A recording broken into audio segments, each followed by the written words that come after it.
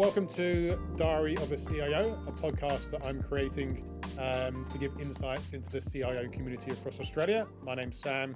I'm the partner for technology for U&U recruitment partners in Sydney. The purpose of this podcast is that over the years, my 20 years spent in recruitment, I've seen a lot of content that's been delivered around technology transformations, technology stacks. I don't see a lot of content out there about the story behind the CIO. So the purpose of this podcast is to really delve into individuals, understand their story, their purpose, where they've come from, in the hope of inspiring future CIOs of the future. I've got Andrew Doan with me today. Andrew is someone I met probably around 7 to 8 years ago when he was at Stockland, around some career advice, and we've maintained a very strong relationship to this point. And I'd class Andrew as someone as a good friend that I could go for a beer with as well. So with that in mind, I would like to offer the microphone to Andrew to introduce himself a little bit further. And as with most of my guests, maybe an interesting fact that some or no people might not know about you in the professional world. Yeah, thanks, Sam. So my name's Andrew Doan. I'm the Chief Digital Information Officer at Uniting, which is really a CIO. There is a D in the title. The D stands for digital, and the reason for that is Uniting's taken an idea that we really need to digitalise the ecosystem within Uniting, and so that's why CDIO. Prior to that, I was at Transgrid for just under 3 years. Started on COVID, so it was one of those situations where I picked up my laptop on day one, went home, didn't see my team for 6 months, and then got to know them thereafter. Prior to that, I was at Stockland as well for another 3 years, where I headed up the digital operations team there. Interesting fact for me is I DJ as a hobby. Been DJing for 30 years, and this goes all the way back to when we used to DJ on vinyl records, if people remember what those were. And it's quite an interesting journey, actually, because it's followed a very similar pathway as to my own. With records, that's analog. And then when DJing took off and went into DJ for CDs, you went to CDJs, and then you went on to DJ controllers, which is MP3. So kind of gone through that whole analog digital transformation, which has really followed my career, really going from sort of basic IT technology all the way through to digital transformation, which is what I'm involved in now. Perfect, thank you. And as someone that's witnessed your DJ skills, I can verify they are very good. If you like 90s house music, I'd recommend listening to some of Andrew's sets. Also, we just want to, I suppose, delve in first of all, Uniting, so purpose-driven organization. There is a story behind, I suppose, your attraction to that business and why you joined them. I think the listeners would really love to hear what that story is, and I suppose the purpose that kind of drives you to become what you are today. Yeah, it's a personal story. So I had to put my father into aged care in New Zealand around about 8 years ago. And when we did that, it's a difficult situation. Mother had passed away. My father was living in a big house, way too big for him. We were worried about him falling over and having an accident and so forth. Put him into aged care, and a really, really good one in New Zealand as well. Quite a humbling experience when I'd go back to New Zealand, obviously based in Sydney here, and seeing the great care that the aged care providers were providing him. About 3 years into that, though, he actually fell. He broke his leg, and that really caused a few issues. Again, receiving great care, but as technology has moved on, and when I was looking at my next opportunity outside of Transgrid, really could have took me back to where digital technology could play a real role in advancing the aged care and looking after our customers and our clients.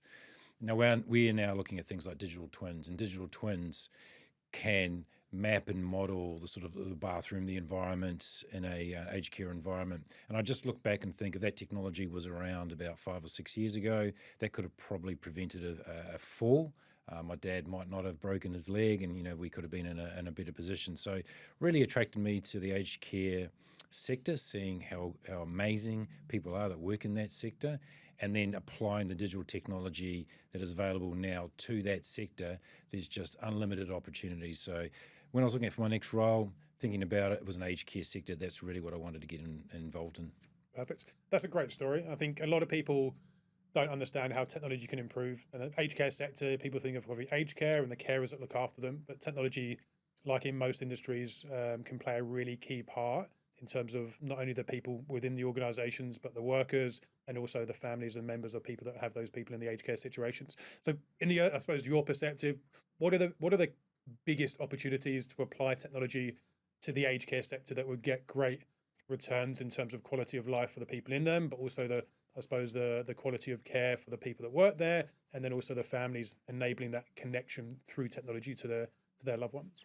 Yeah, so I'll give you a couple of examples at Uniting, and Uniting is doing some really interesting things. One of the values of Uniting is bold. So we're trying to be bold, we're trying to lead, we don't want to be a laggard. We're looking at generative AI as a way of providing a much better employee experience, and therefore ultimately that gives us a customer experience as well. I'll give you an example of something which we've recently introduced. So we have a platform called UChat. And UChat is essentially using Microsoft's platform, which is Copilot. We've uploaded 410 policies and procedures into our platform. And what it means is our employees can interrogate that. They can ask a question, and it might be something as simple as, can you tell me what my leave entitlement is? Can you tell me how many days I can take for paternal leave? What do I do if there's an incident? What happens if I see a dripping tap? What do I need to do from here? Now, traditionally, what they would need to do is go and log onto a PC. They would have to go onto the intranet. They'd have to type up that question. That might take them 15, 20 minutes. By using this platform now that we've introduced, they're literally getting the answer in seconds. Now, if I can take an 18 or 20-minute activity, reduce that down to sort of 1 or 2 minutes, what does that actually mean? That's 18 minutes back now that I can give to our customer to get that care from our employees. So that's my mantra. Digital technology is there for a reason. If I can uplift the employee experience, ultimately it means more time with our aged care, our customers and our clients, and it's giving a much better customer experience for all of them. Perfect. What about, I suppose, the different types of organisations you've worked for, with the end customer ultimately being uniting the people in the residence and the care home? Where Transgrid, it was very different, and Stockland very different as well. How do you change your mindset in terms of how you approach those roles to, I suppose, change the culture and the values of the business to make sure they align with ultimately what the end purpose is in the kind of aged care sector? Yeah, so each of those organisations have got different goals, they've got different visions. And again, one of the reasons for getting into the aged care and communities, because Uniting just doesn't do aged care, it does community services as well, which actually services a much larger customer base than aged care. If I think about Transgrid, again, great vision. They're transitioning to green renewable energy, which is a great purpose. If I look at Stockland, they're creating some great properties, some great suburbs as well. But the difference being is, if I look at Uniting, at the end of the loop, at the end of the chain, we're actually making a positive impact on a human. So the experience, the uplift for an employee, at the end of that is ultimately an uplift in the experience for our customers. So that's the kind of real difference. The vision of Uniting is very, very clear. When I was having a look at that, when I was going through the interview process, and I saw their, compassionate, respectful, bold, imaginative, that's their values, really aligned to what I was thinking as well. And one of the reasons that I got into the sector was really around those values that Uniting has. Brilliant. What about, I suppose, roadblocks? So I think clearing roadblocks in organisations which are more commercially minded, there's obviously an end goal there, which is ultimately, I suppose, monetary based.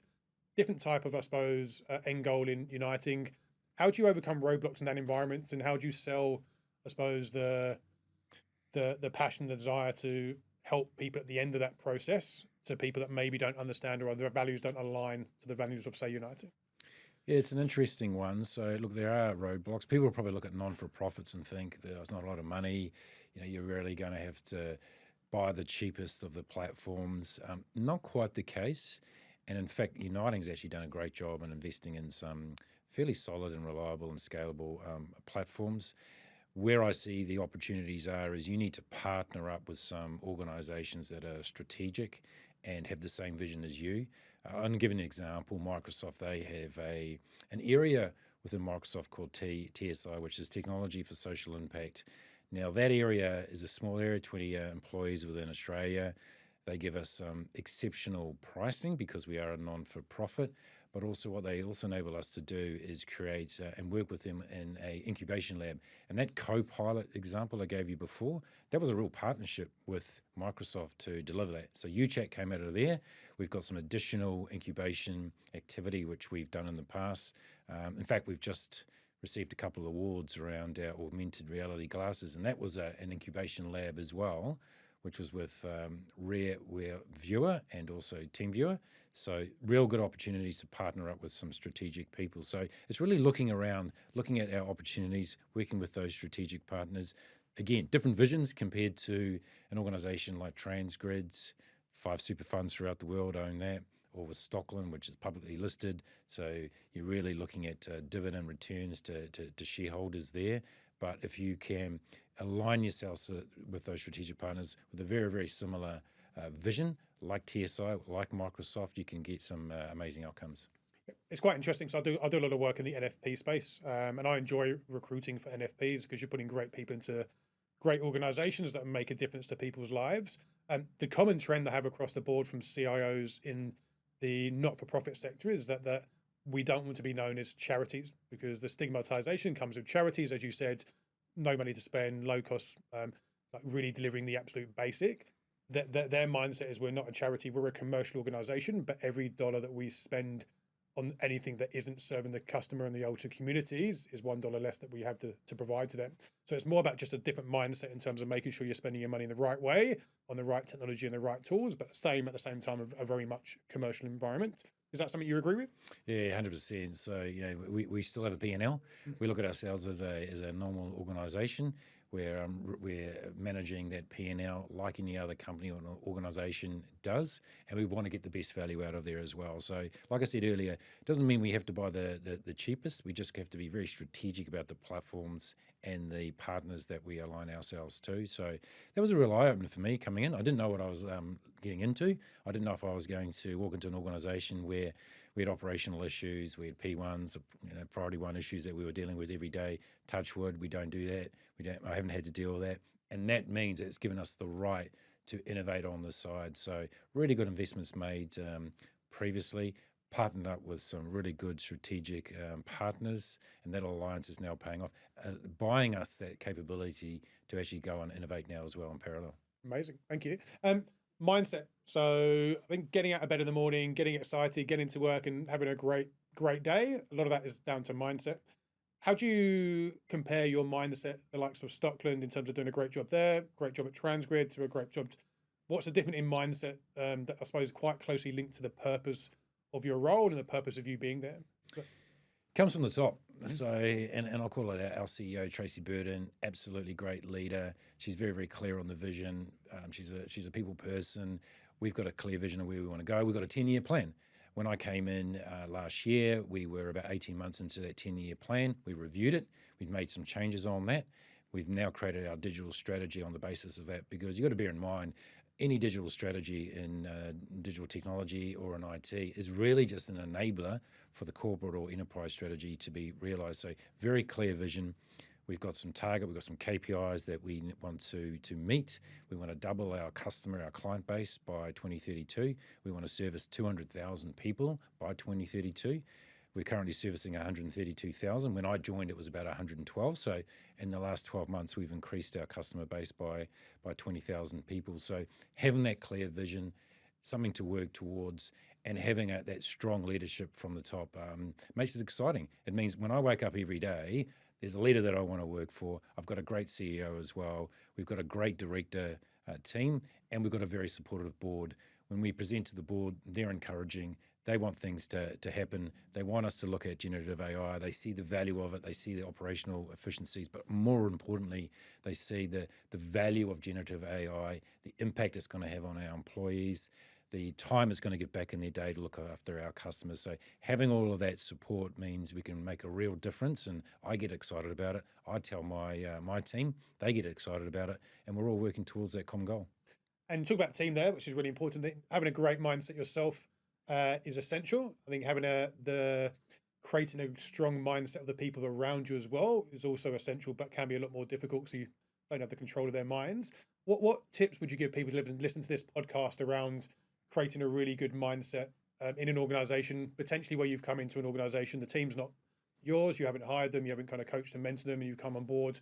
How do you bring them on the journey and make sure that they share the same mindset that you do and the same vision? Yeah, so when I joined, the first month was kind of having a look at the opportunities that were within Uniting, having a look at all the good stuff, having a look at things which maybe we want to do a little bit better. We rebranded. We moved from IT to digital technology. Don't know if you know, but it's a 50-year-old technology. A couple of Harvard professors came up with IT. That's moved on. Terminology is still the same, so I rebranded to digital technology.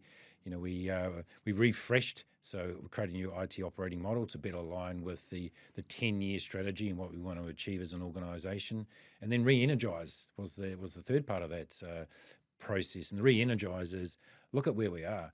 We're in this age now where we've got generative AI. The opportunities that are coming out of there is we didn't have those 5 or 10 years ago. We've got this exponential opportunity. So that's the real thing that I get excited about.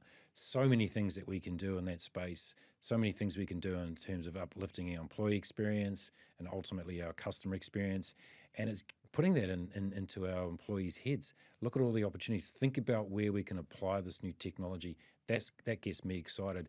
And do you know what? The biggest challenge we've got at the moment is prioritization. We've got so many opportunities to do some really great things. Looking at sensors, how do we prevent falls for aged care people? How can we make our experience for our customers even better? Let's prioritizing. That's the challenge that we've got at the moment. We need to prioritize with all of these opportunities available to us. And talk about prioritization in an organization where what you deliver impacts the I suppose the aged care people at the end of the process.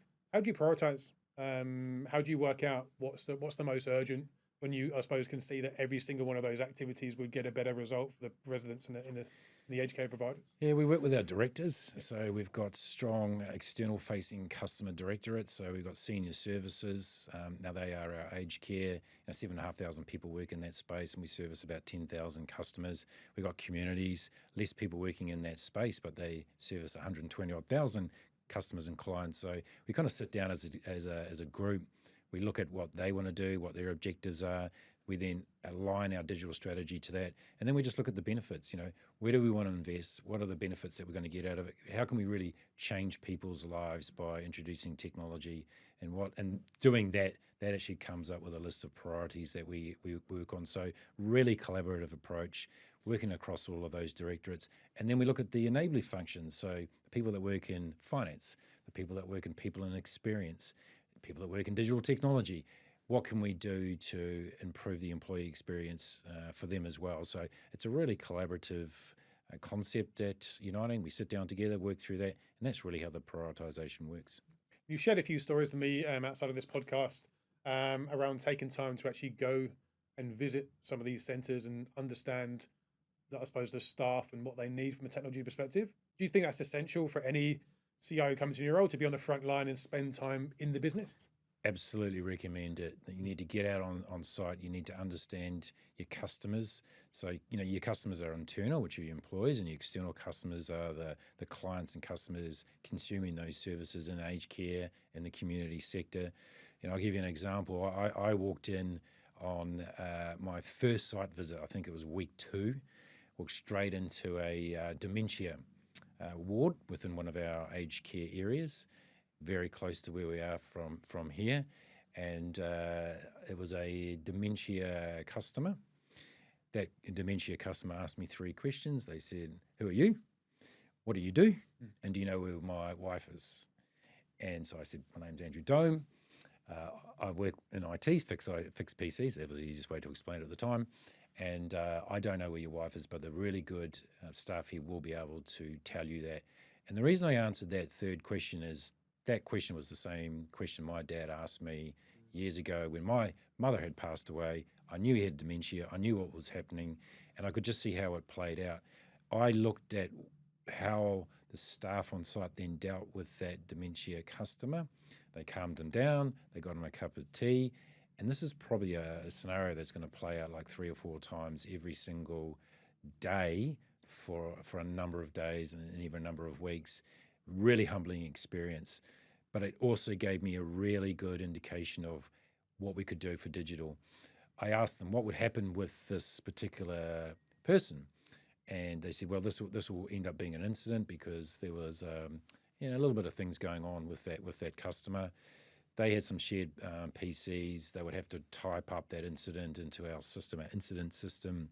That may take 15 or 20 minutes. And coming back to my original mantra is, if I can take an 18 or 20-minute activity, use digital technology like generative AI, do voice to text. They don't even have to sit at a desktop or a PC anymore. They could just simply speak into a phone, reduce that down to a 2-minute activity. Guess what? That's 18 minutes now they're giving back to that customer to deal with them properly. If I can times that by 7,500 people, it's a huge impact on the way that we're providing aged care at point of care. So that's what I want to do. I want to use digital technology. I want to give time back in the day for our employees to actually do the stuff that they want to do, which is looking after people in aged care. And the same things in our community sector as well. Anything that we can do to reduce admin, take away that burden, and get them doing the job that they're employed to do and want to do, that's what I want to do.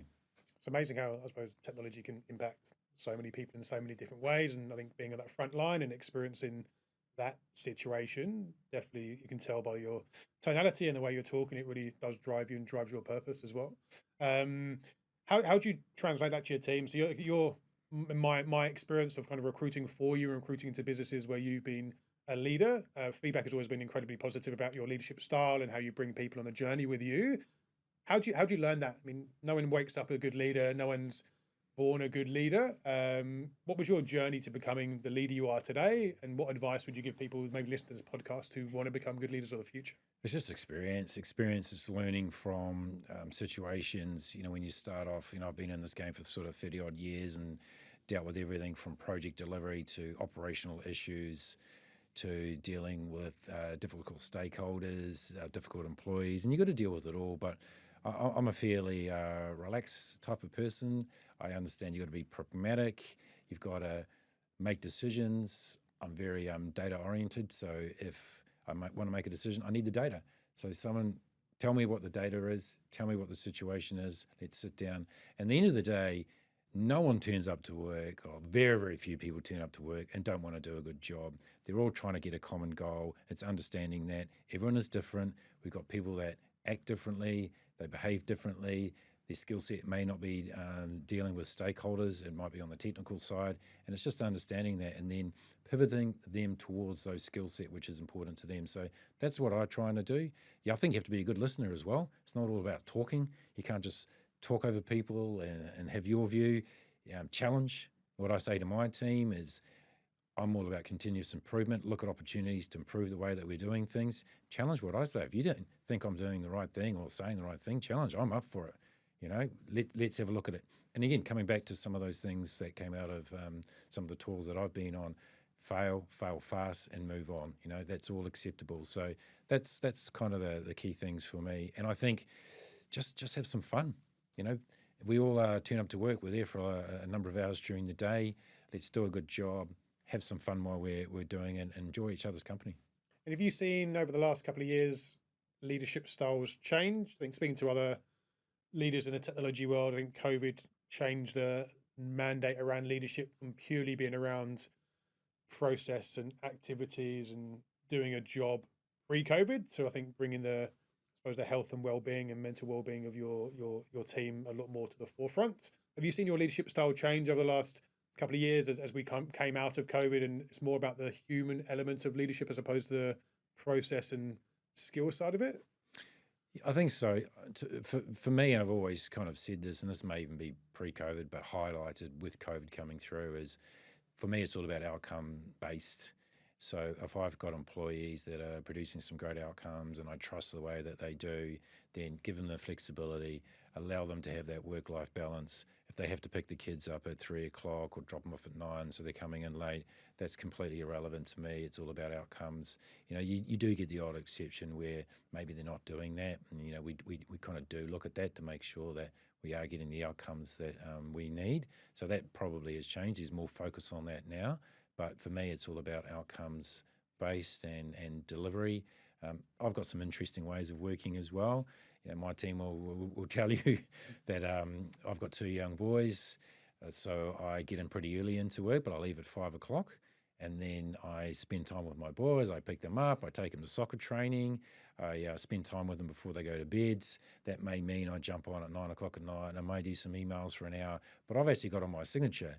And my signature says, if you receive this email outside of working hours, I do not expect you to read nor respond to this until the next business day or when it's most appropriate to do so. And I say that for a reason. I don't expect them to respond. I want to make sure that they feel like that they don't have to respond. So flexibility is working, both ways. As long as the outcomes are being done, I think that's what's important. And I'm happy for them to be flexible and work as long as we get the outcomes that we need and expect. Okay. You talked about outcomes a lot there. What qualities do you look for in terms of your team, in terms of leaders? So I think as people mature and kind of grow in their career in time, a lot of people will become to leaders themselves.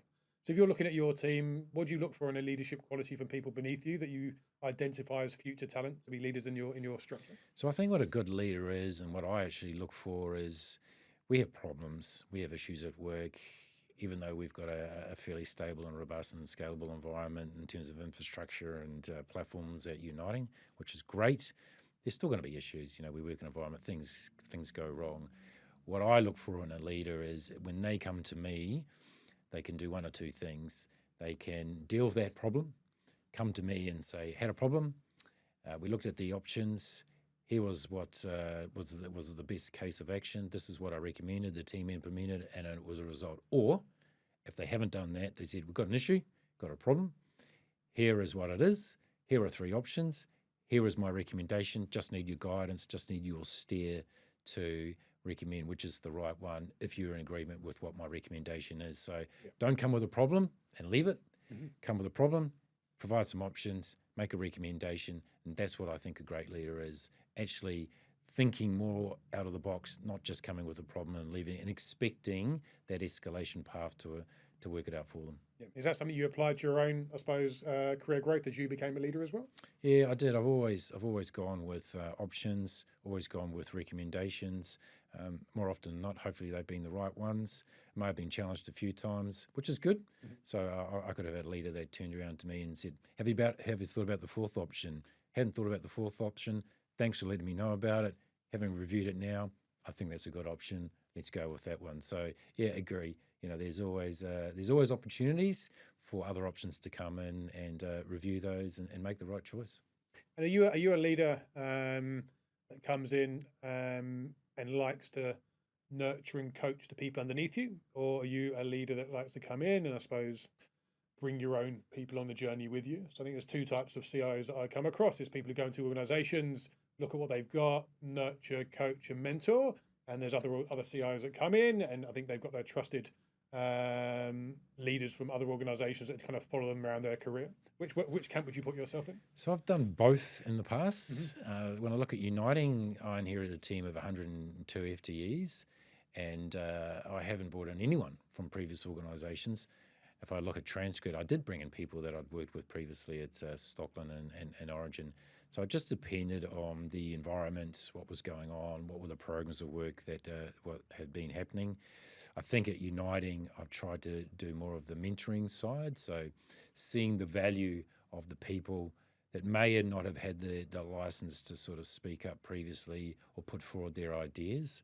So more of a mentoring approach at Uniting. It's not to say we won't bring in some people in the future if the opportunity arises. But I know earlier in my career, I have brought in more people who I've trusted and delivered some great projects and initiatives. So probably moved away slightly from that bringing in people that to more of a mentoring and getting the best of our existing people that I've inherited. And talking about leadership, but I suppose from the other perspective, what do you look for in your leaders? So if you were going through a process of interviewing, selecting your next move in terms of your career, what does a good leader for you look like? So when I was interviewing for Uniting and had a couple of rounds of interview, the first thing that I look for is how well do I get on with these people and what's the chat like? Is it a comfortable chat? Does it feel like I'm sitting down and having a chat that is a friendly chat? It's a chat with someone that I can have a coffee with or maybe go and have a wine or a beer with in the pub later. I definitely saw that at Uniting. Didn't feel challenged. Didn't feel like I was being asked difficult questions to really challenge me and see how I would respond. So that's what I look at. And it's also something I do. So when I'm interviewing people, I don't necessarily go through their LinkedIn profiles, don't go through their CV, look at all of their qualifications, the MBAs that they've got or whatever, MSCs in science and computer engineering. That counts for some of it. For me, it's more around, what have they just done in the last couple of placements? But more importantly, what are they like as an individual? So that's why I like the face-to-face. If I can get on with them, I think they're a sociable person. I think they're going to fit in with our culture. That to me is more important, because some of the other stuff, they can be mentored if there's a skill set shortage, we can train them on there. We can close the gap there. But if they're the right fit culturally, sociably, I think that means more than the MBA or the qualification. And if they're not going to fit in culturally, then I know the person I would prefer to employ. Yeah, I think it's a common story I hear from CIOs is you can teach skills, you can't teach culture, you can't teach the kind of the softer stuff that fits in with your environment. Stockland, Transgrid, uniting your last three organisations, very different types of organisations. Would you describe the people culture very different, or would you describe it as quite similar but just a different kind of business purpose? Definitely business purpose, because they are different sectors. So you've got kind of property, you've got energy transmission, and now you've got this purpose-led organisation which is serving humans at the end of the day, communities, and in aged care. And the thing that I see with Uniting, the reason I joined is because I wanted to go to a purpose-led organisation that's making a difference to a human being at the end of the day. And when I interview people now, that's one of the questions I ask is, why Uniting? What do you know about Uniting? And why have you chosen Uniting as a potential place? 8 times out of 10, the answer that we get is, we want to join Uniting, or I want to join Uniting because it's purpose-led. And they've got similar stories. They put their father in aged care. They see the great care that they're receiving, and they want to be part of this process. And if they're joining digital, or they're joining IT, they're starting to get that understanding of what a part digital technology, the new technology platforms, generative AI can really play to uplift that customer experience for people in aged care and across our community sectors as well. So that's really the difference. It's a purpose-led organisation. I wake up every day and our CEO asks me, every sort of 3 to 4 weeks or every quarter, how's it going? She's checking in regularly, which speaks volumes in itself. And there's a lot of value in that. And I say to her, I enjoy every day, because when I wake up, I know what we can do. I know we can make a real impact on our customers, our clients, the human at the end of the chain that I call it, and I can see how we're going to do it. And just can't wait to make it happen.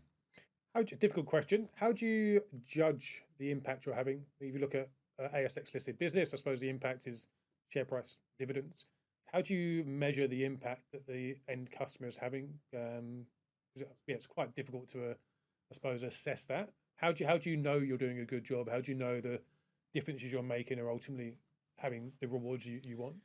Feedback from our customers and our clients. They tell us. We go and deliver something into an aged care environment. I've got a team now that are going around and sorting out the connectivity issues with Wi-Fi.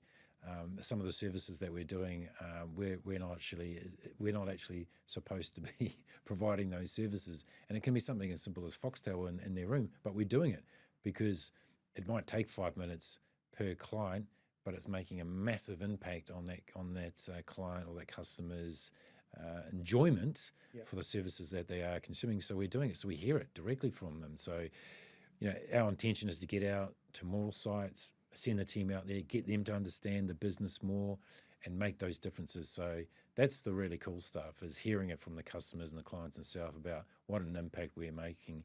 And with generative AI and this returning time back for our aged care providers to spend time with our customers, it's making a massive difference. So that's where we hear it. It's from our customers and clients. Amazing. And talking about, I suppose, intensive responsibilities, making sure you're, I suppose, delivering what's needed for the business. Big role, big responsibilities. A lot of stuff I've heard from other CEOs is I suppose, their ability to switch off.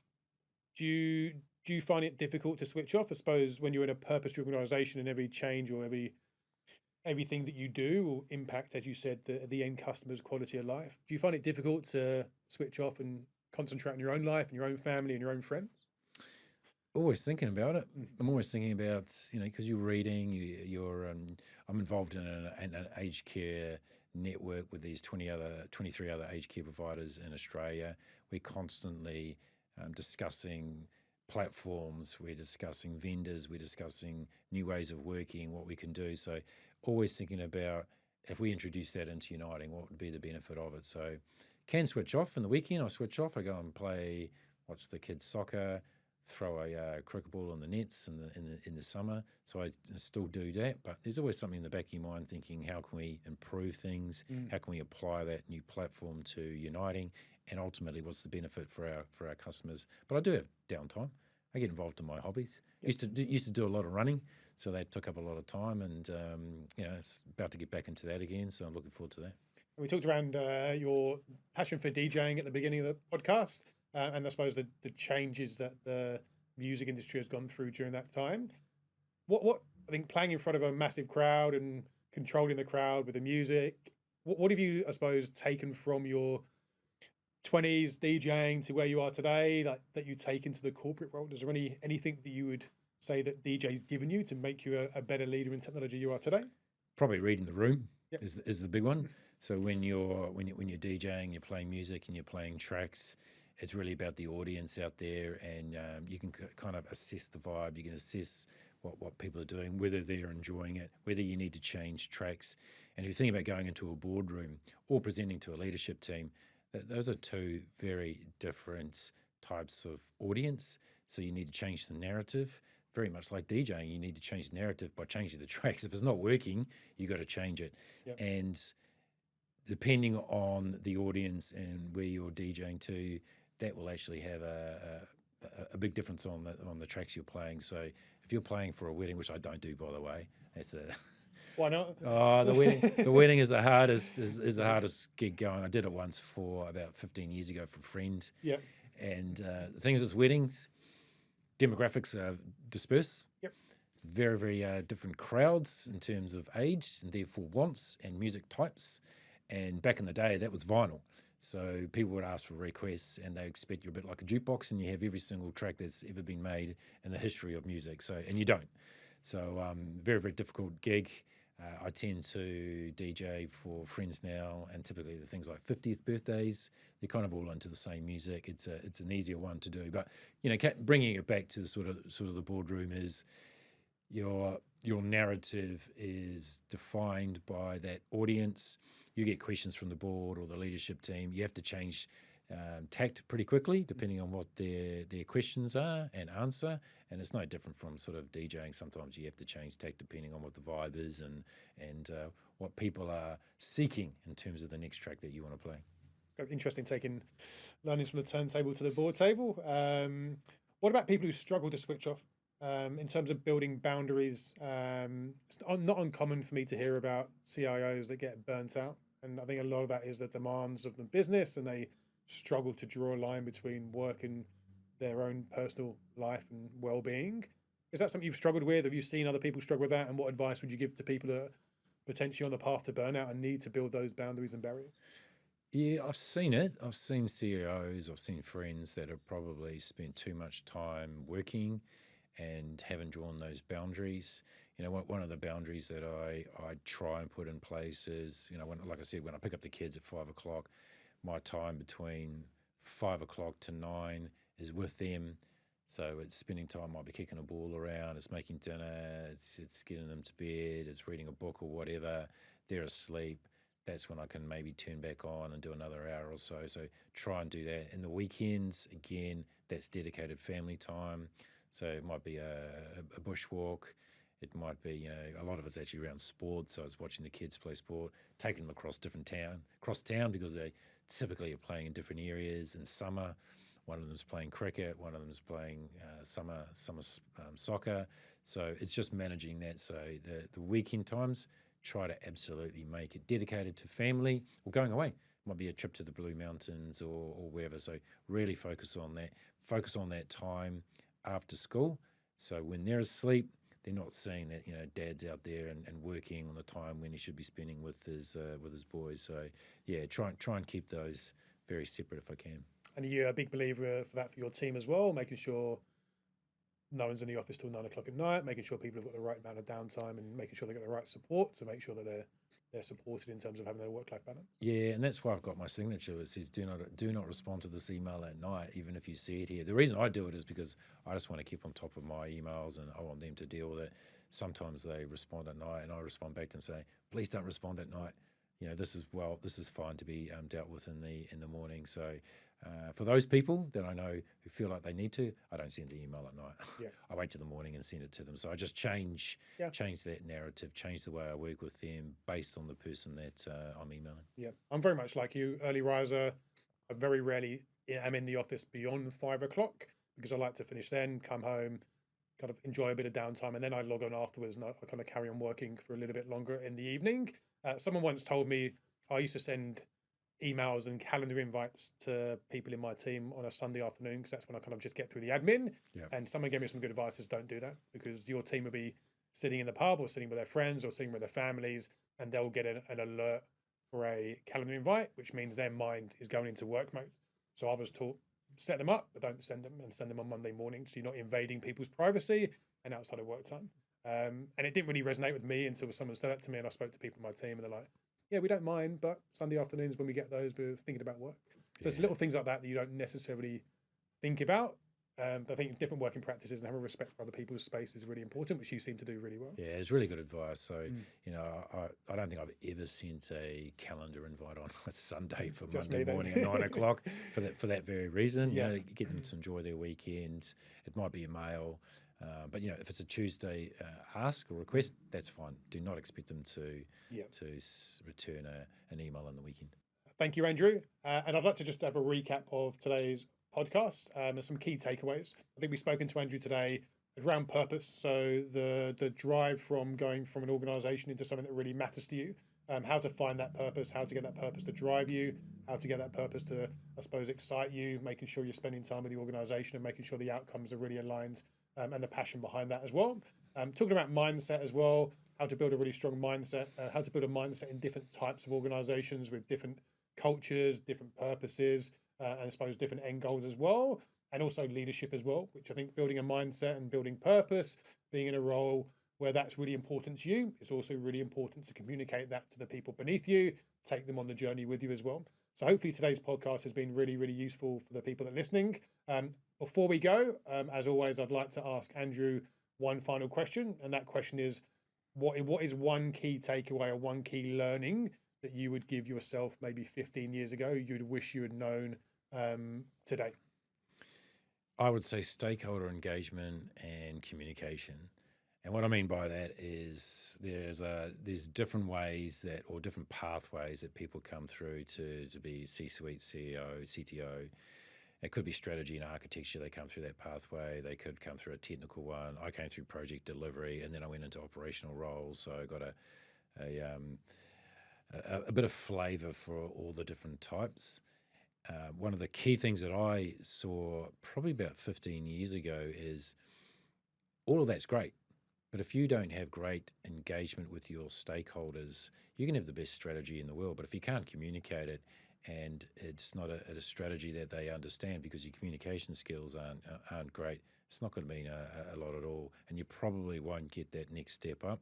One of the things that I did about 15 years ago is I created a weekly newsletter.